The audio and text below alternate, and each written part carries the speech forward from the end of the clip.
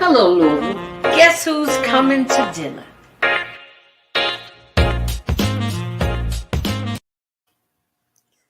Guess who's coming to dinner? Welcome. Welcome to Guess Who's Coming to Dinner. Oh, we got a show for you today. Can you fix that light down just a little bit because it's acting crazy? My director. Thank you, sweetheart. Welcome, everyone. I am your host, Janice Carter Miller. And Guess Who's Coming to Dinner is here to enlighten you and highlight folks in our city that are doing things. You know, we just finished last month. Juneteenth was a very big to-do for Louisville. It was an official holiday, number one. You know, it's been, this was our first real live celebration, actually, for everybody to come out since COVID. And COVID's still here. Don't get it twisted. COVID is still here. But Juneteenth was a celebration in this city that this city hasn't seen in a while. On almost the same level as Derby. Now, we're going to work on that because we can be up there. They say, you go to Louisville to the Derby, and you go for Juneteenth. How about that? That could really be something. And one of the things that made Juneteenth so special that it was brought to my attention was that they crowned Miss Juneteenth. I said, what? They crowned a Louisville's Miss Juneteenth. I don't know how many other cities do that, but, you know, Louisville, we try to be first at a whole bunch of stuff. You know, we think we got it going on, and we do. But in order for that to happen, it had to be somebody's brainchild. And that has to do with my very first guest, Miss Princess Kiera Cureton. Hello, darling. Hey, Miss Janice. How are you? I am doing fine. I'm baby free right now, so all right. And you look fabulous. You look fabulous, Thank Mama. You. Thank you. Well, I want to say, you know, we met at the gala, and yes, you were very. You came up to me and you introduced Miss Juneteenth to me. It was a very honorable and the manner in which you approached me and introduced her to me. It was like, you need to meet this young lady. I don't know if you've met her or not, but she's Miss Juneteenth. I said, shut up. Go ahead. So tell me, Princess, tell me what made you decide to do this and how did this all come about? Well, it initially started, I was in my 20s, so I kind of started around then. And I was doing prelims, which are smaller pageants to lead to state competitions in the Kentucky festival system. And I didn't see a lot of contestants that looked like me. Okay.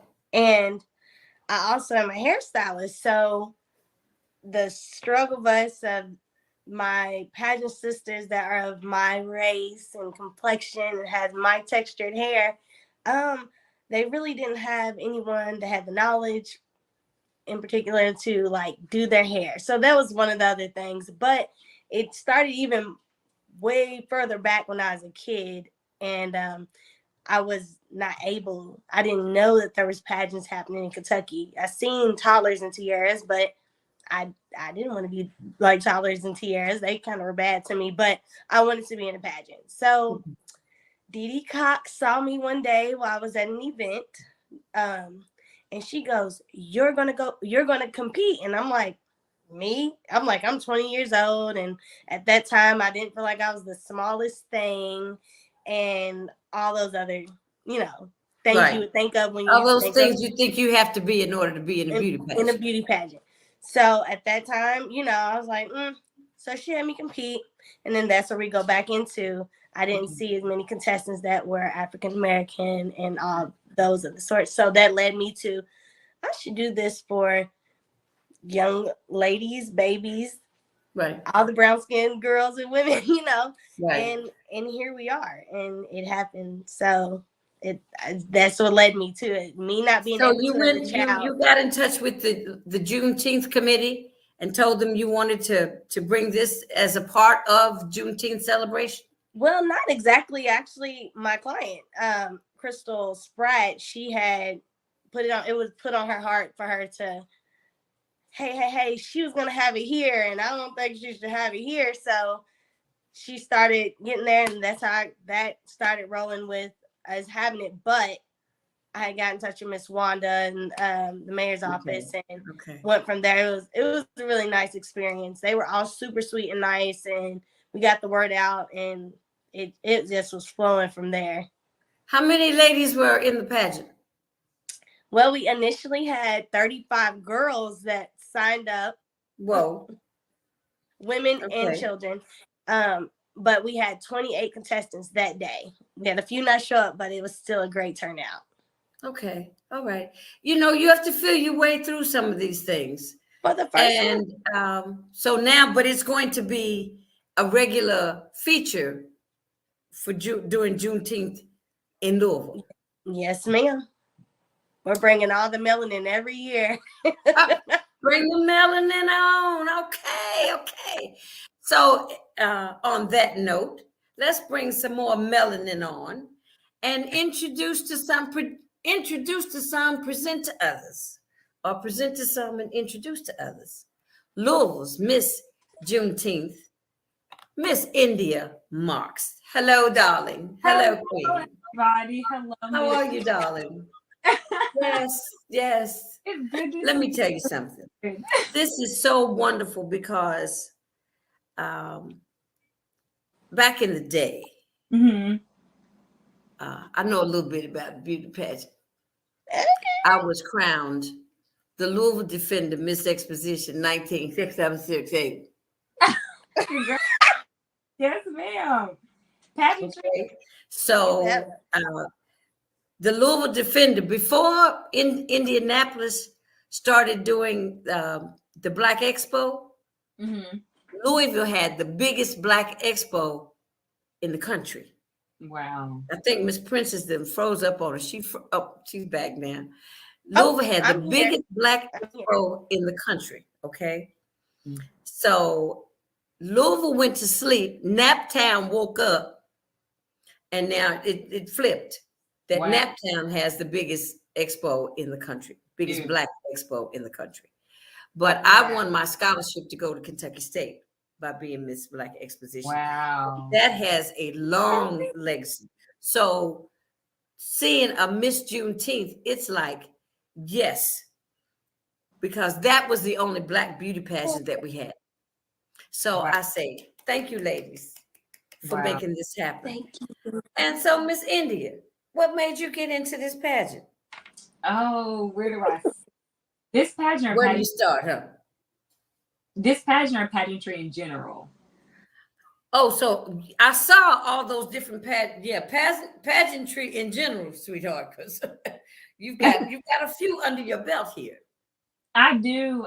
So, what got me started into pageantry, if I'm really being blatantly honest, it was my nail technician. I was at the nail salon, and she knew that I model and I have a pretty distinguished history with that. And she was just like, you should compete in pageants. I was like, I'm not really a pageant girl. I was like, I know model life, but I don't know pageantry. I know nothing about it. And when I first competed, I was 25 years old. So thinking that, I'm like, a lot of the girls are a lot younger. When they get started, they got years in this. I'm like, I know nothing. And she was like, you do so much in your community. You're beautiful. You're this. Like, I think you do great. So the thought kind of left my mind, honestly. And at that moment, but then it came back and it stayed. Like, I couldn't get it out of my head. And I was like, Lord, like, I prayed and said, God, is this something you want me to do? Because it's not going away, but I know nothing about it. So it can't be my personal thoughts.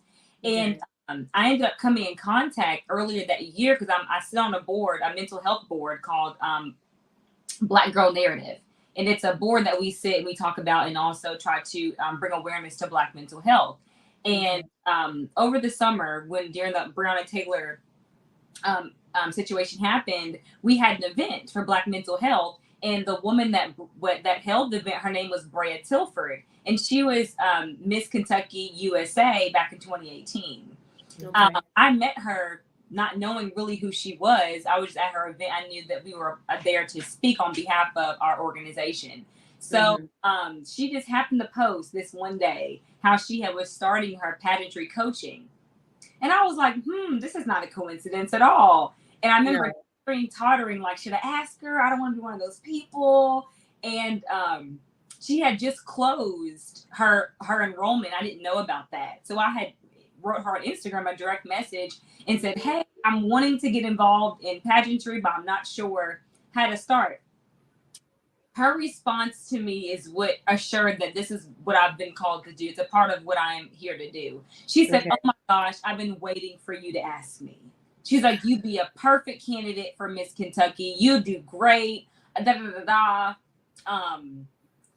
she really worked with me. And I'm so thankful. She was my very first pageant coach. And mind you, I didn't know anything about pageantry. So the pageant was pushed back due to COVID. I didn't know. So it's normally, I think, in May, and they had it in March back in 2020. Okay. Or 2021 rather. And I found out about it in February. You didn't have a lot of time. No, I said, okay, I got a few months to figure this out, get going. And we just hit the ground running. My mother ended up getting COVID during that time.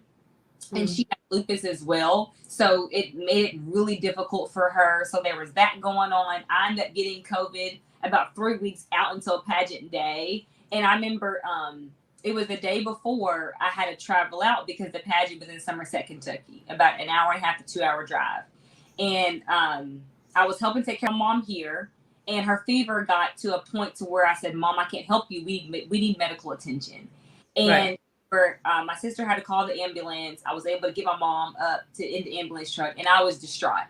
I'm like, man, forget this pageant. My mother's in the back of the ambulance. I'm going. Right. I'm see my mom, and my sister calls me, and she says, India, you got to keep going. She was like, you have to know that mom's gonna be okay. God has mom. You have to go do what you. I was like, what? No. And she was like, no. Mom is okay. You've taken care of her up to the point where you could. You have to go finish this out. Like you're not. This is not just gonna pass like this. So I competed. You would not have thought I had all that going on. And placing top 3. It's a thing they called you had to adapt and overcome. Did you hear me? Adapt, overcome. Wow. Did you do that or what? I did. It was my very first pageant. And ever since then, I really enjoyed my experience and not knowing much about it, but seeing how it taught me a lot about myself, growing in my femininity, learning more about what it means to be a woman, understanding the confidence that I carry and what it was really like forced to pull out of me. Because pageantry requires you to kind of talk about yourself and amp yourself. Most people don't do that in everyday life. It helps you find yourself. Yes, 100%. You know, it helps you find yourself. See, my mother knew I could sing. And I'm a professional jazz singer. That's wow. For the last 50 years, that's been my life. Okay, Miss Janice. Well, thank you, darling. Thank you. But when I got in this beauty pageant, it was like, well, I thought they were rigged, number one. I said, my mother's not going to pay for me to win anything. So that's not happening. Because my mother's girlfriend, like you have a situation where somebody else seeks you out. My mother's girlfriend was a jazz singer. She used to sing at Joe's. And I used to think if I ever got to be a jazz singer and sing at Joe's, I'd had made it. Listen, sing at Joe's Pound. That's where I was. And she called me and she asked me, she said, little mama, she said, have you ever thought about being in Miss Exposition? And I used to look at it in the Louisville Defender. Wow. And I would think about it, but I would just look at it because I didn't have no tops, no bottoms, wore glasses this big. Okay. And so I'm like you, I'm thinking, I don't look like a beauty pageant winner. You know, because I said, Mother, what are my measurements? My mama said 12. I said, it was not very funny. But I got into it. The lady just happened to be on the committee, and she got me in. I was number 13, so that says, okay, that's bad luck. Here we go. Starting out.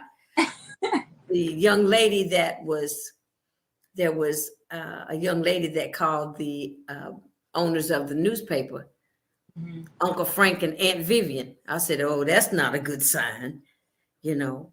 But now just imagine I sing in front of 5,000 loud Black folks. Yeah. Okay. And they got quiet. And I said to myself while I'm singing, oh my God, maybe I can't sing. It's a moment when you find out who you are. That gave me chills. Huh? Yeah. Oh, okay. I mean, when I tell the story, that was my aha moment. Yeah. You know, and You I was gain on a bit stage. of confidence. You gain a bit of confidence starting out and working your way up. You start figuring out who you are, and you Right. walk with it. That's how you do Just it. think about how much our Black girls need that. Yeah. They need to be lifted up and feel good about themselves. Because see, now I did some other things. I ran track, so I was good in sports. But I never thought about just being out front and acting like I was all this and that. It never dawned on me. But then you learn how to carry yourself. I had to learn how to walk. I had to learn how to sit. I had to be very conscious of my posture. Mhm. Oh, it's a whole lot of stuff you had to learn. I ain't learned about Definitely. no makeup and stuff, but all that other stuff. You know, so it is a self-esteem builder. Let's put it Yeah. like that. Yes, ma'am. Okay. And So speaking on now that, that you've got the courage, first I'm going to ask you, India, now that you have the courage, what do you plan to do with what you know about yourself now to propel the Juneteenth pageant to another level from your aspect? Yes, ma'am. From my aspect, exactly what you just said in your testimony, how related to mine. To esteem other young girls and boys around this, not just city, but around the world. To let them know that there's something inside of you that only you have, and that it needs to be brought out. And it's a thing normally that we cover up and we hide, and we think that, oh, I don't want to see. That's the very thing that will set you apart and make you a prosperous person here on earth. So that's what I want to really be able to pull out of people, because that's what my coach was able to do for me. And just being a part of that experience and seeing like, oh my gosh, like this was inside of me the whole time. But that's what people see when they see me. I just didn't know it. And Miss Princess, so you say the self-confidence, because you also had to have a certain amount of self-confidence to take your leap of faith. So what is it that you want to do now that you are the just like I'm the mother of the Dirt Bowl. Shockingly enough, I started the Dirt Bowl years ago when I was 19. Really? Now you're the mother of Louisville's Miss Juneteenth pageant. yes, ma'am. So, darling, what do you plan to do with it? How do you want it to grow? I just want, from the feedback, it just made me tear up. But I would just like it to keep getting bigger and bigger, to create a sisterhood, That's beautiful. that's Yeah. the main part, because our city is crumbling here and there. And just me growing up in my youthful days, it's so much fighting, and then just to walk in confidence and just create a sisterhood, and just take it and utilize it and grow and just be great and use your voice to encourage others and uplift, because someone's always tearing somebody down somewhere. And I love the fact that I created a village that day. Everyone, it was a great sisterhood. The mothers to the babies to the help, everyone's helping each other, didn't even know who they were. So I would like that to be continuous, and for the knowledge of pageantry to they keep going if they like to, and if they don't want to, they tried it. They can say they tried it. It didn't, cost them much. That's what I would like it to be, and I where I'd see like you. to go. I see you honing your message for the sisterhood piece. Okay, this is Miss Janice's offering to you. I see you honing your message that when they get into this pageant, maybe first to become a part of the sisterhood. Okay. The second thing is to develop the self-confidence and the self-esteem. This is where we say, you are beautiful. Yes. You are talented. You know, you are a winner. Whether you win or lose, you are a winner. Because, and you are courageous. Do you know how much courage it takes to get into a pageant? Some people was looking at me saying, Jess, you got a whole lot of nerves. My brother was crazy. Mama, don't let her be in the pageant. Her legs too little. They're going to be making fun of her because Louisville is very judgmental. We are obsessed with peer pressure. And see, the sisterhood is a wonderful thing because I think that's the peer pressure thing has blown up, and that's why we have so much violence. Because everybody is, I think they're not feeling good about themselves.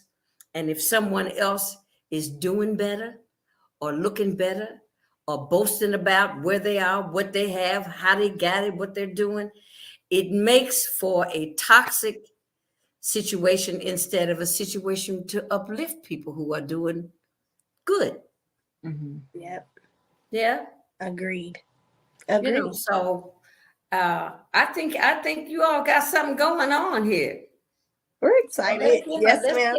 Give an applause and a whoop whoop for the Miss Juneteenth pageant, because I can see the two of you putting your heads together and blowing it up. Getting you more sponsorships.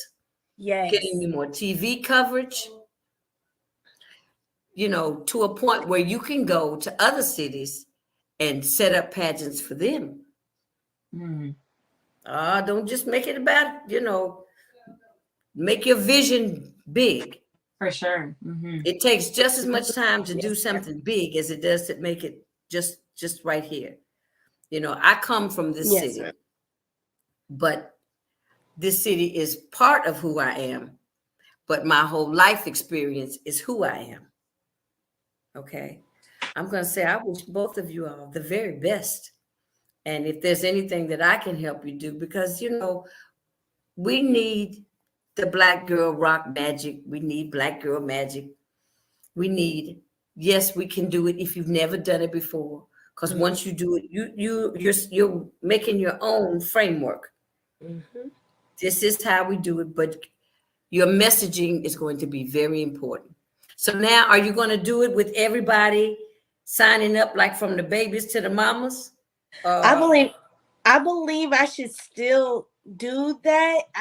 Right now I don't want to break it up, because in most pageants, USA, all that, you have to be a particular size, kinda. You have to have your hair a particular way, kinda. You have to be a particular age, or it stops there in those major platforms. So I like the way this one, and this was a system I was a part of. I was able to have everyone be a part of, not the males. I would like to bring them on in eventually, but where we started, I felt like was just enough. Was freaking out, but it was really beautiful. So this will be, you have your formula. Your formula is babies to women. So I think that's wonderful. I mean, even if it comes out, however it comes out, that it's for them, because then you're nurturing the babies. And every year, the babies are going older and older to when they're teens. They've got a clue about this pageant thing, you know, because, you know, it doesn't take us long to catch on to anything and to make it our own. So make it your own, girls. I plan to Miss Juneteenth, and make it and go national. I do it a couple more times, but sit your formula down. Reach out to other cities. You know, I can come and help you set up your Juneteenth pageant. Yes, but it costs X amount of dollars. Well, I would like to throw in really quick, Miss Janice, before we skedaddle. We do have little Miss Juneteenth. She's with the younger division, and her name is Lyric Baker, and she's actually from Lexington, Kentucky.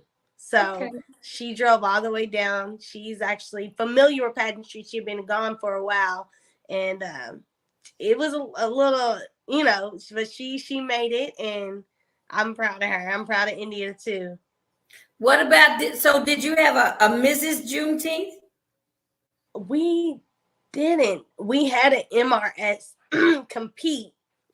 I believe she placed with a humanitarian. So we did have 2 humanitarians from each division. The younger division, which was babies on up to 10 and 9, and then the older division was 10 and up. So I did. That's how it was. Just that Little Miss and Miss Juneteenth. So India You took got it all you got home. almost a full year to put it together how you want it to be for next year. Yes, ma'am. Okay, well, I'm taking my hat off to you because I just feel both of your spirit is very strong and confident that you can make this work, that you can make this bigger, and you can make this better, and you can make this sisterhood happen because we need it. We need it in this city. So I applaud you for bringing something to the forefront that we need. Thank you so much. Yours, Miss Juneteenth team, The first. Look the at it. first, the inaugural crew. Like that. Right. Now, I can't finish this show without finding out. Now, what was your talent, Miss India, Miss Juneteenth? Yeah, so I remember when I saw her at the gala, she asked, was there a talent? This particular division, we did not perform or have the contestants perform talents, but I did let her know a little secret that back in my heyday, like I've been living forever, right? I did write poetry about 4 or 5 years ago now. I was really into poetry, writing poetry. So I did have a piece that I would share. It's an older piece, but it was dedicated to Juneteenth. Okay. I would share. Hold on. Let me put you on blast. I'm getting ready to solo her, Princess. We're going to move out of the way. Okay. Okay. I hear you, though. You're Okay. still. Yes, so this is actually a piece that I wrote about 4 years ago. And I remember, just really quick before I go into it to everyone watching, that my reasoning for writing the piece is because, about 4 or 5, I was probably about 22 at the time. Mm-hmm. Years old at the time. And I remember seeing there was a lot going on, not just in Louisville, in our city, but crime in other states, Black violence. There was just a lot going on. And I remember speaking with my mother and with even some women and men that I know that are older than my mom, just talking about how this is literally history repeating itself in a lot of ways. And that really weighed on me a little bit.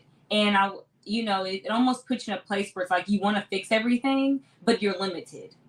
You're limited to what you can do to an extent. So for me, using the power that I have, I decided to write a piece. Of course, I was active with some movements and groups, but I decided to make a piece out of it because that's where my expression would come out at most. So this is the piece. It doesn't have a particular title. I leave that to you, the listeners, on what you want the title to be. So here we go. Y'all ready? Yes. Okay. June 19th, 1865. The abolition of slavery in U.S. The day slavery ended and continued. Though I am thankful for this day when the whips were taken off our backs, only to trade those whips in for law abusement, selfish rights, and poor comic relief. To have guns to heads, fire hoses to skin, murder, murder, murder. Division of family, poverty so impoverished that disease is smelled upon a spread of division of family poverty so impoverished this disease is smeared upon the brownie baked goods that taste so good to the Republican. I'm no politician, but I have a point to make, filled with ammunition to blast into the minds of the woke masquerades. No, I will not sit here and just lay down to the laws that were made to protect me. Am I not a citizen? Though you said and made very clear on June 19th, 1865, yet you attack my pride as I watch you rise. This America, love does not abide. It only collides, truth and lies, while you get to decide as we watch and get accused from the sidelines of your antics. No, I don't think so. This doesn't sound right. Okay, so distract us with fake life that only consists of new J's, food stamps, and Section 8, so we can believe we're keeping the rent paid. Stop falling for the foolishness and get your life. You only got one, people. My people, stand up. And by the looks from it, the red, white, and blue news, our lives are up for grabs by the second. Again, I'm no politician, but these politics have become just one big party falling into a pit I refuse to sink in. I choose to be with him, the creator of this world and my salvation. He came to die for our sins and to make all of us great again. I choose to serve a master that does not choose to use whips and change, but love and grace, and that cover all offenses. I choose Jesus Christ. This world is not my home. Though I'm here for a very small moment to make an impact that will be done. The one that can make us righteous again. So we too can lead and not leave people in the dust. He is and forever. I understand. I really do. But don't be mad at God, people. He has and still is giving us a chance to make a choice. Even amongst all this chaos and pain, he sees it. To choose life and be given peace to fight this fight of the world. Get out of our own way. Choose life, friends. Choose life eternally. Our enemy is not Trump at the time he was president, nor Caucasian race or any other beings on this earth. We only have one enemy, and that enemy is Satan, and we shall stand. The amazing thing is he already is defeated, but because God is in control, and it is so. So let this rest well with you, brothers and sisters, and allow us to come together and unite to be a part of this America that should be freedom, and we shall be free. That's it. Well, no. Thank you, Princess. I used to do fun. Snap, snap, snap. You got that. Oh, how beautiful. Thank you. I should have, I totally forgot. Again, this is when Trump and everything was president. Oh. So I forgot that Trump's name was in there. We on Biden now, but that's yeah. I know. I try not to say his name at all. At all. But look, ladies, this has been a pleasure for me because I love to meet young women that have an idea, have a real intentional purpose. You're God-driven. You're God-driven. We're all God-driven, and we have to find our purpose in order to help one another. And our women in this community, we need some healing, and this is just another way to heal. And the sisterhood. I want to be a part of the sisterhood some kind of way. But you are. You're a part. You're already there. Well, you're our pageant sister. We're your pageant sister. We're already sisters. Pageant sisters. You just revealed that to us. So. Wow. Did Louisville Defender do an article on you or anything? I don't think so. Okay. Not yet. we're gonna talk about. I'll help you do some of your marketing stuff, and I'll help you do some of your PR stuff. Okay. You better, Miss Janice. Look, what you I know. What y'all say, sisterhood?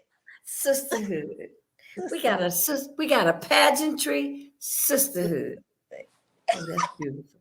Listen, it's almost dinner time, ladies, and I want to thank you for being my guest today. I'm going to say bon appetit.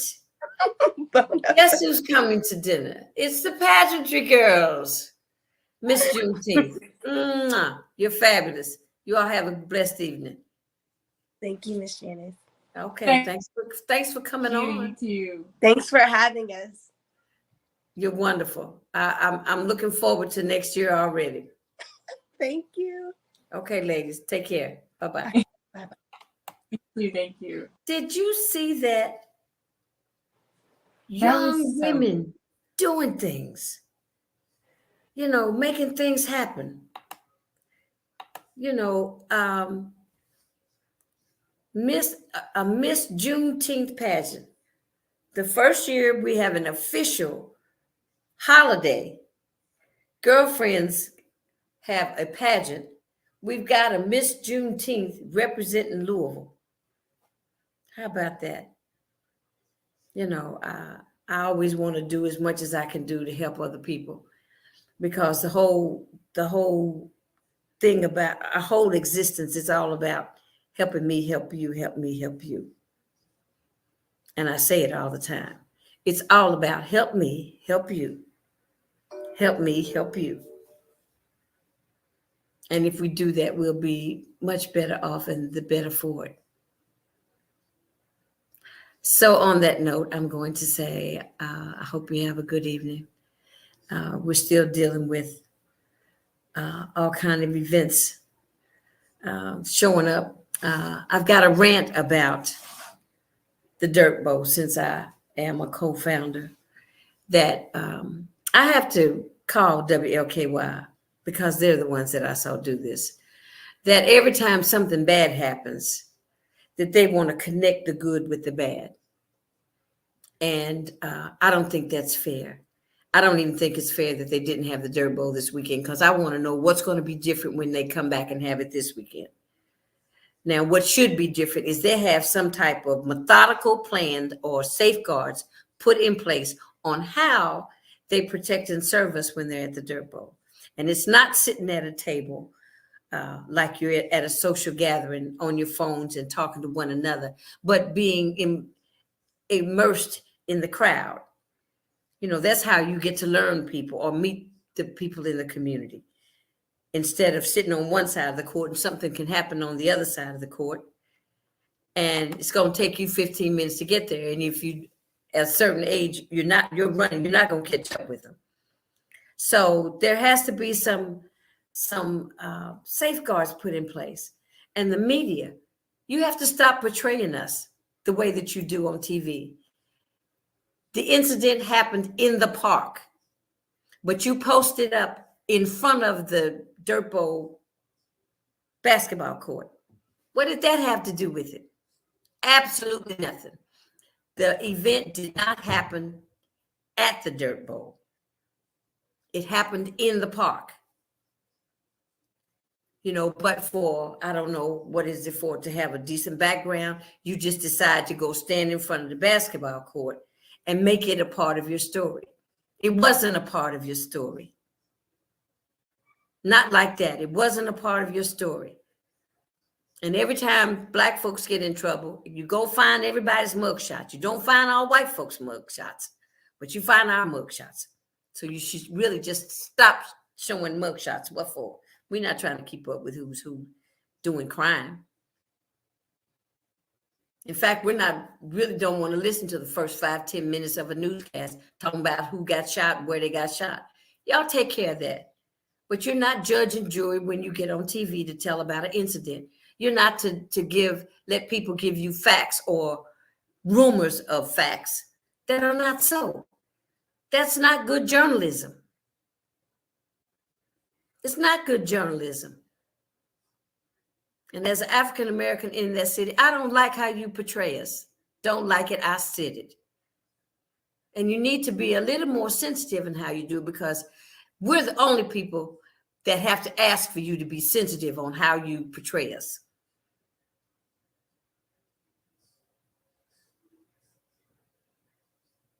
I plan to call WLKY and tell them just what I told you. Because it's not how they do it. It's why they do it. And then there is a news director, even though the news people that are out in the field, when you bring this tape back, someone has to edit it for broadcast. So the sensitivity into how are you portraying this incident, you need to take your biases out of it. And if you interview 2 or 3 or 4 different people, then you need to take the person that sounds like they have the most common sense or rational approach to looking at the situation, instead of trying to find somebody that makes us not look good in a certain light. Dirt Bowl is my legacy. And since it's been going on, since they brought it back in 2014, 15, Mayor Fisher brought it back. There haven't been any incidents at the Dirt Bowl. And there are more functions to be happening in the park. Don't give the park a bad mark. We've got bad apples. We got some rotten apples. But the police also need to have in place protocols that they follow when you're working for a crowd of people on the outside. Did they have anything planned? We will do this if this happens. Or it just happens that everybody's helter-skelter, because it looked helter-skelter to me. Maybe that's just me. But I don't think there was any type of pre-planned approach to handling a situation. A fight could have broken out. Somebody could have gotten injured. How are you handling these types of situations? You just let them break out, and then you work backwards from it. LMPD has something to say in this. We need them to be at the Dirt Bowl. We need them to be at the Dirt Bowl, around the Dirt Bowl, walking and seeing everything about what's going at the Dirt Bowl. And if you see something that you need to address that is of some urgency, okay, there's things like blocking the park off, making sure most of the people are out of there before anything happens. You can't walk up to the person and then don't expect them to react in some rash kind of way. And then you start having target practice, shooting at somebody that, I don't know how many people were shooting, but they must not have a very good aim because the man was far away. Somebody looked up and hit him. But don't let the broadcast or the covering of the news be the Dirt Bowl. It wasn't the Dirt Bowl. It's not fair. You take the good, but you let the bad override the good. That's not fair. And I don't ever want to see it happen again. I mean, come on, y'all. We just can't. News media, WLKY is a station that a whole bunch of Black folks watch. But you can't stroke us with one hand and the other hand you got your hand on our neck. Not. It's called journalism. It's like if you don't have all the facts, you can only do a certain amount of reporting. And you don't know if somebody saw something, and don't use props. Don't use us in a negative light. I'm through. Go have dinner. I'm going to have dinner and a glass of wine because they just kind of got on my nerves. That has been bothering me all week. So first I wanted to rant on my own show because if you see me rant again, I will be on the news because they won't be doing this to the Dirt Bowl. Then the Dirt Bowl will be on the chopping block. Well, we don't need to have the Dirt Bowl. Oh, yes, you do need to have the Dirt Bowl because these kids look forward to it every year. And you're not going to take one incident and stop having it. There was an incident at the waterfront park. You didn't stop having activities at the waterfront park. Okay? Bon appetit. Go have dinner. I'm going to have dinner too.